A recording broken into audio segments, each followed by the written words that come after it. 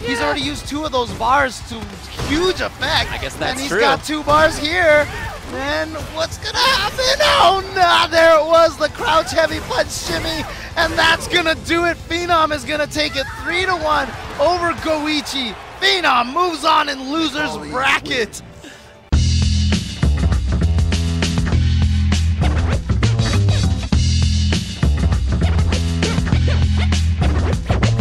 Hey guys, it's Born Free here. Welcome back to my show. I am here at DreamHack Austin, Texas 17 with Phenom.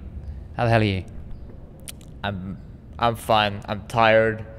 I arrived there maybe a little bit too early, but Texas is a really nice place, so I've been having fun. When did you get here, and how long did it take you to get here? Did you fly directly from Norway? Took me about I think about 18 hours to get here because I had to land in like 2 different places before I arrived and transit and all that. But yeah, I arrived Wednesday, so I've been enjoying Texas basically since then. All right, so you had a couple of days to accumulate, acclimatize, acclimatize. Yeah, I have. All right, well, it's Friday, so we're going to be kicking off tomorrow. I don't know, what time are your pools tomorrow? 2 p.m. 2 p.m. Yes. Okay. Late. So by the time you see this interview, you will have known what will have happened, and Phenom will have won the whole thing, right? Oh, I hope. I pray. Yeah. All right. So listen, let's get stuck into the Phenom section of my questions, which is I wanted to ask you. Last time we spoke, you were like, "I'm in Norway and nobody plays Street Fighter." I wanted to ask you, has that changed at all? Have you found any training partners in Norway? No, it hasn't really changed. There's probably a misconception I want to clear up. Like, there's a FGC in Norway. There is? They just don't play Street Fighter. What do they play? Smash? No, there's a Smash community as well. Yeah. But there's a pretty good Tekken community in Norway, and I'm friends with all of them, all those guys. So there are people to hang out with. But in terms of Street Fighter, people don't really play that anymore, at least. Ah, that's a shame. But Street Fighter 4, there were a couple of good players. Oh yeah? Yeah. See, this is what happens when Akuma stars in Tekken. Yeah. Everybody goes for Akuma, you see. Yeah. I wanted to ask you about ELeague because you're in Group D, so I guess you're playing in probably about 2 weeks, 2 or 3 weeks. Yes, 2 weeks. Something like that. You've got Luffy, Reinhardt. Oh, it's the European group. I forgot. They put all the Europeans in one group, right? Yeah, yeah.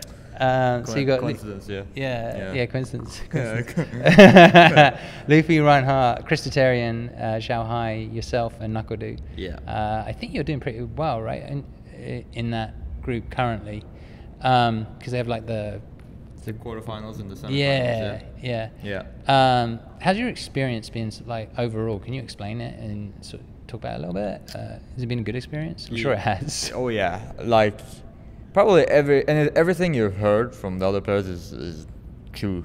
Like from the moment you get out to the airport, they have a private chauffeur for you, drive you to the really expensive ass hotel, and get free breakfast. You get like free transport to the venue, and then there's free food there, free catering. You just take care of everything. They give you free money to spend.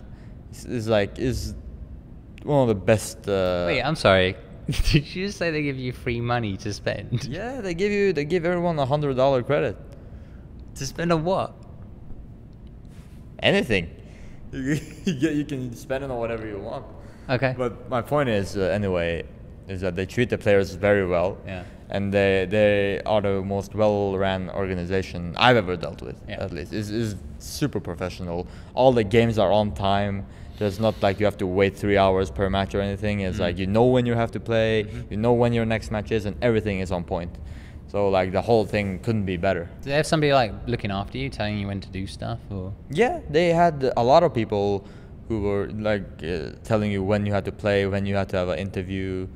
They had everything on point. Yeah. Sounds pretty good. What do you think about the players you're playing? Who do you think is going to give you the hardest? You know, who do you think is going to be the hardest to play against? How your group? Like, who do you think will be the biggest challenge? In the group? Yeah. I mean, I look at the matchups, like character matchups, and I think probably Shanghai, because like Cammy, I don't have a good track record against Cammy. I usually don't do that well against her in tournament. So yeah, most likely Shanghai. If he makes it out, it'll be the hardest. Yeah. Because I'm waiting in semi-final with No, I know. Necalli. That's what I thought. So I face the winner of the whoever. That it could be any of Luffy, Reinhardt, Shanghai, or Christie. So Do you think that experience is going to be, because I was thinking about this the other day, like those guys get a little opportunity to kind of warm up and then you come in cold. yeah. Like, do you think that's going to be a little difficult, or is it just going to be business as usual for you? I mean, it's definitely gonna be difficult because you obviously haven't warmed up at all. You just go in there, and they have been playing a lot of matches already. Yeah. So I would say that they have a big advantage in that. But as long as you get, let me say, like when the moment you start playing, the faster you get into the game, the better off you'll probably be. So like it all depends on the player. But for me, maybe I need to warm up, but maybe for others they don't need to warm up. They can just go in there and play at the optimal level. So in the prelims there was no audience, right? But a lot of the players were tweeting and sort of saying it felt, I guess they felt the pressure maybe or something. It felt different. How did it feel different when you were actually on the stage? I can tell you something was different, and the thing that it was cold as hell on the stage. Ah, really? Yeah. Because of the camera equipment, right? Yeah. I don't even know why. Yeah, The lighting should be like super hot.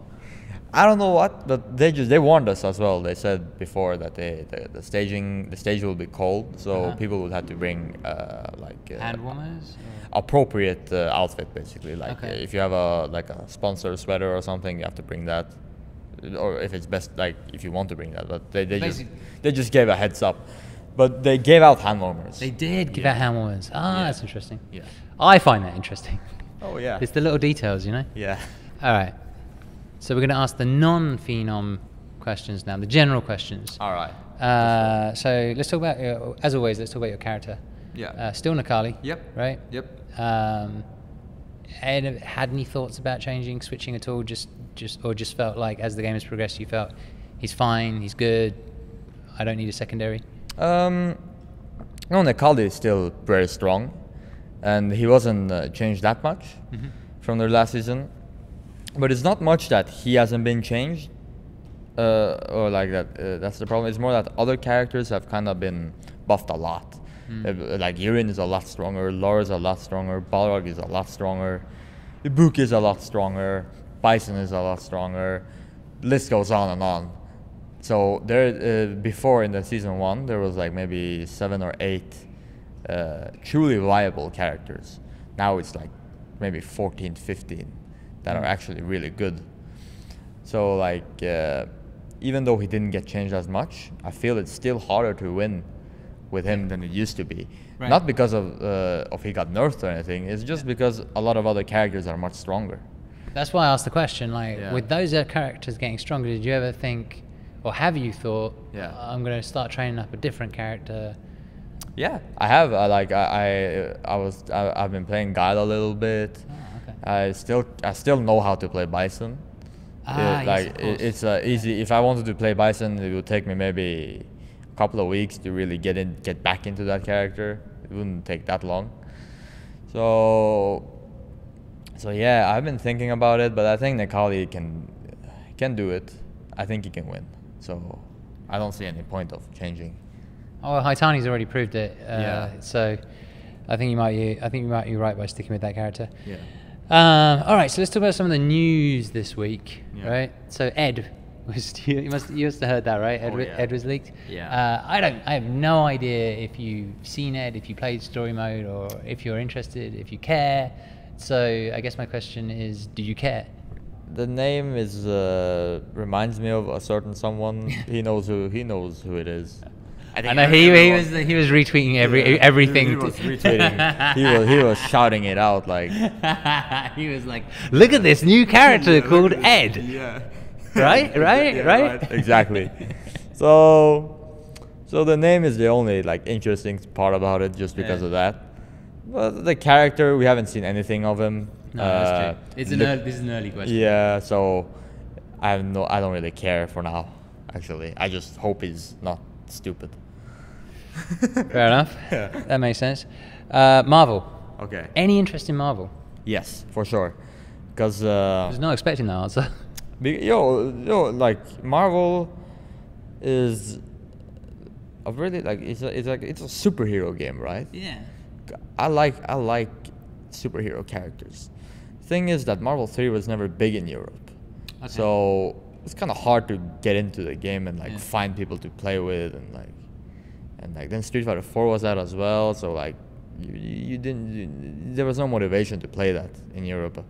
But the new Marvel that's coming out, it'll be pretty fresh for everyone. I heard it's going to be very different. So maybe I'm actually excited to try it. Did you see some of the gameplay? Yeah, I saw a little bit. And yeah, it looks... I can't really... I'm not a Marvel expert. I can't even tell what's the difference between that and the previous Marvel. That's exactly... I'm the same. From what I'm... But it's a Capcom game. There's probably gonna be a lot of money in it. Yeah. And if that's the case, then I bet I'm sure there's gonna be a pro tour. Yeah, I'm sure there's gonna be a pro tour. If the money is a lot, then what? Then it's stupid not to play it. To be honest. I think it. I mean, if it launches well, if they learn from their mistakes, if the basic UX and netcode and all that sort of stuff is good, then it definitely has an opportunity potentially to eclipse Street Fighter right now. Yeah. But I guess we will see. Okay, so let's talk about Street Fighter 5. We've gone Season 1, Season 2, and then we saw some patch notes, and then now the patch has been delayed. Oh yeah. So there's a lot of stuff going on. Yeah. But like, I guess my overall question is like, as the thing has developed, do you feel you know what direction they're heading in? And if you do you like it? Direction of the actual game, the whole game, like not just gameplay. Gameplay. Yeah, gameplay. Because Season 2 feels different to Season 1, right? Oh yeah, it's different. Not really. No, I don't want to sound like a broken record. I think if people have read my past interviews, past articles about the game, they already kind of know how I feel. And all I can say is that with this season, it hasn't really changed. So fair enough. That's all I'm going to say. Is there anything, I don't remember, what's in the patch notes for Necalli? Nothing crazy, right? Or no, he got a mini nerf. It doesn't affect him that much. Is the V trigger disc guidance is -6 now instead of -4, but that's not big at all. It's nothing. That doesn't bother you because you only do DPs, right? Of course. But they didn't bring that back for some reason. I wish they did. Yeah, me too, man. Tell me about it. But of course, I would say that. I would say I feel the same way. So, what are your, like, as they progress the game further? Do you have any sort of like hopes for the future of the game itself, like the gameplay? Like if you had a wish, if you like if I have any hope for, I really don't think Capcom is going to change anything. So you kind of just have to, if you're a player and you have to kind of move forward and just accept it, because I doubt they'll change anything drastic about the gameplay. There have been so much complaints. You can call them complaints, or you can call them they're valid complaints, but they do what they feel is right for a game. Mm-hmm. What they feel is right for a game. It's their game, obviously. Yeah. So, yeah, they'll do whatever they do, and it's just if you're a competitive player, you just have to accept it, I guess. Fair enough. Yeah. All right, let's talk about current competition. Right now in this season with Necalli, who do you find character-wise your hardest matchups? Balrog for sure is the hardest matchup. Matchup feels impossible, to be honest. It's like, why does it feel so impossible? It's just you just have such a command over the neutral game, and his damage from the neutral game is also insane. You can't really do anything. You feel like you're like in you're a prison or something. He just owns you. Can't do anything. In neutral, the dash punch, Necalli doesn't really have any long limbs. You can't really deal with that. If you try to neutral jump the dash punch, you get uppered. He does that, the motion upper, which now his motion. I don't know why. Probably because they think he needed it, but he definitely did not need that. And his damage is like the highest in the game. I hate Balrog.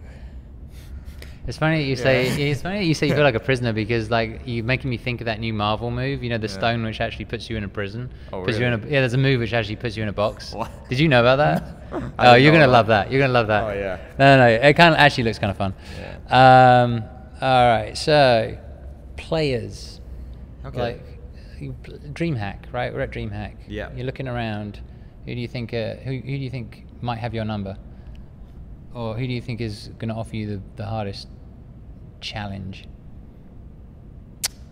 Like I said, like I don't know who of the Balrog players here, but the best Balrog player is like probably Smug if I play him, Smug, just because Balrog is a really hard matchup and he's a really good Balrog, so probably Smug. And he entered right at the last minute as well. Yeah. So that must have been a fun surprise for you. Oh yeah. All right, so the Japanese moving smoothly into probably another question about Balrog. Yeah. You saw the Japanese Topanga lists, right? I did. There was like 7 players, I think, who put together like, or it was 7 characters and I don't know how many players, but they all in their top 3 put Ibuki, Balrog, and Guile. Yeah. Do you agree with that top 3? Yes, I actually do.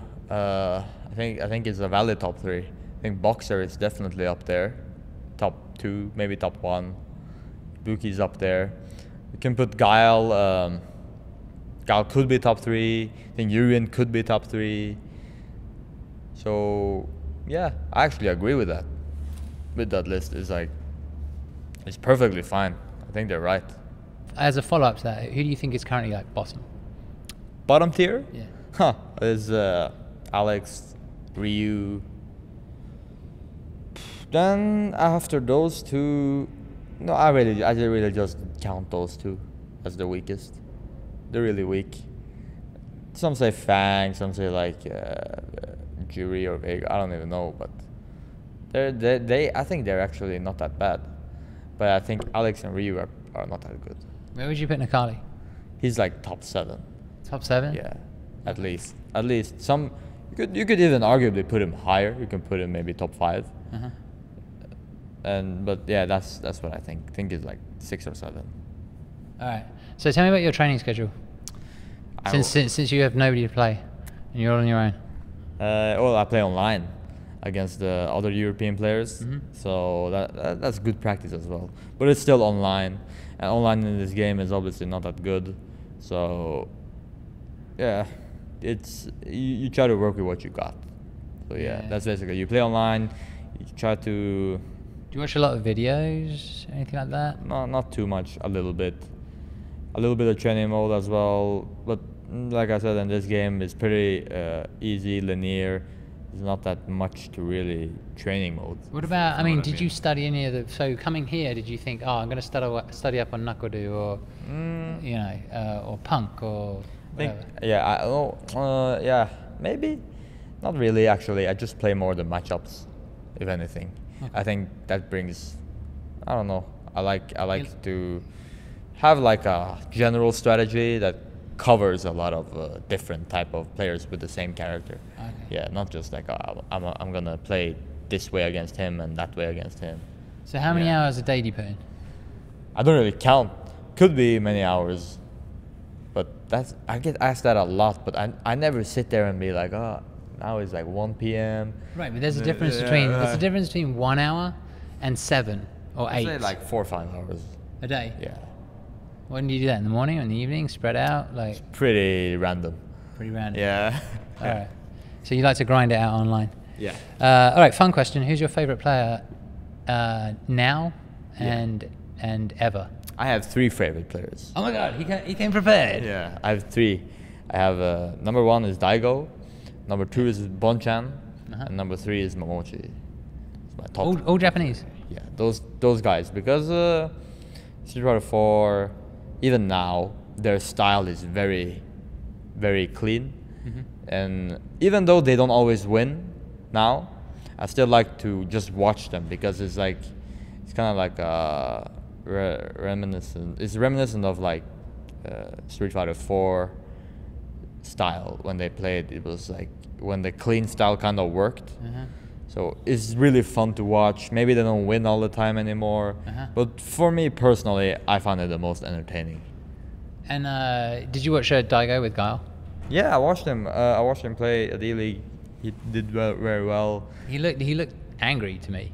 Yeah, Because he tweeted out afterwards. He said it reminded me of like back in the day when your pride was on the line. He looked like Ata really got to him. Well, he was playing kind of random, so with the flash kicks against Ata, yeah, you can say that was maybe he was angry, and that could have costed him as well, but it didn't. So also got a little bit lucky, you can say. But that's with everyone. Everyone has to get a little bit lucky to win in this game. So yeah, I think Daigo, the way he plays is just really fun to watch. It's just something about the way it's just very clean. I think like he's it. always fun to. Yeah. I think he's fun to watch because he's so clutch. Well, Like that this- as well. Like some of the things he does, like the clutch reads he does is really cool. Is really cool. Like, Yeah. he makes a lot of epic moments, and maybe if you don't always win, sometimes just making memorable moments is just as good. So I really like that about it. Yeah. Sounds good. Are there any characters from the past that you want to see in this game? I'm not, I started with Street Fighter 4. I don't have that much experience with like old Street Fighter games or anything. So there's definitely some characters I don't want to see in this game, like Elena. That's the best. That's the best. That should be a question for me. And Ferete, Elena, Elena, yeah, okay. Seth. I don't want to see those. Get it all out. Get it all out. Get it all out. I definitely want to see Sagat. Yes. I want to see him. I hope he eventually becomes a character here. Yeah. I hope it's this year. It's 30th anniversary. Come on. He's the first boss. Yeah, I just hope they release him tomorrow or something. Just fucking do it. Like, just give me the character. I want to play him. Yeah. I think people will be pretty psyched for that. Yeah. Okay, so we talked a little bit about like your interest in Marvel. Any interest in? Are you playing any other fighting games at the moment, or do you have any interest in any upcoming fighting games? No, I don't play anything at the moment. It's not. So your Tekken friends haven't. Yeah, Tekken, of course. That's released in like a month. Yeah, I'm gonna play Tekken. I'm gonna buy it, but I'm not gonna, maybe not play it that competitively. It's a 3D game. It's like I have to really put in the work if I want to go play that game competitive, because it's kind of foreign territory. Yeah. But I like to. I'm probably just gonna play it for fun. Fair enough. Yeah. That's cool. Play Akuma. If you're gonna play it for fun, play Akuma. No. I play Kazuya. Oh really? Yeah, Really? yeah. Oh, so you have some history with Tekken. A little bit. Just A played little it for fun. All right. So yeah. Fair enough. Do you play any other video games for fun? Yes, actually, any game, any like adventure style game, I really like. Could be anything from Zelda to GTA. So like Yeah. it could be like Grand Theft Auto to Zelda or Mario. Anything that's like that, like open world. Open world, yeah. Yeah, it's really cool. I Have you like played the latest Zelda? No, because of I'm traveling and playing Street Fighter. Dude, I haven't either. Yeah, I, so I actually have I have to buy a Switch. Yeah. But when I have the time, I sometimes I play old Zelda games and like just nostalgia games, like old for old times sake. Yeah, I'm the same dude. I love those games. They're just so time consuming. That's the only. Yeah. That is the only problem. Yes. Okay, so your life right now. Tell me about that, because don't you do martial arts? I think. Yes. What else is going on? So tell me about the martial arts. Oh, well, I've been training in like kickboxing and Thai box and Muay Thai since I was like 13, 14 years old. I'm 20 now, so there's been many years, some years, yeah, and there's always been like something I've done for fun.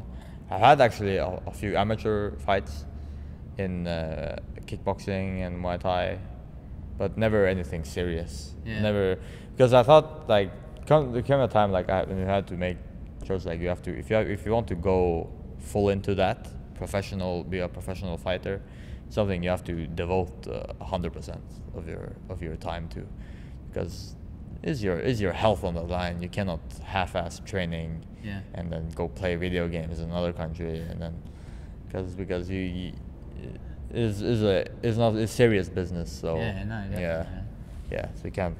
So I'm currently, it's easier to make money playing video games. Yeah, no, I bet. Yeah, a bit safer as well. Yeah. Okay, what else is that like your like? Do you have anything else? Any new activities or hobbies that you sort of do?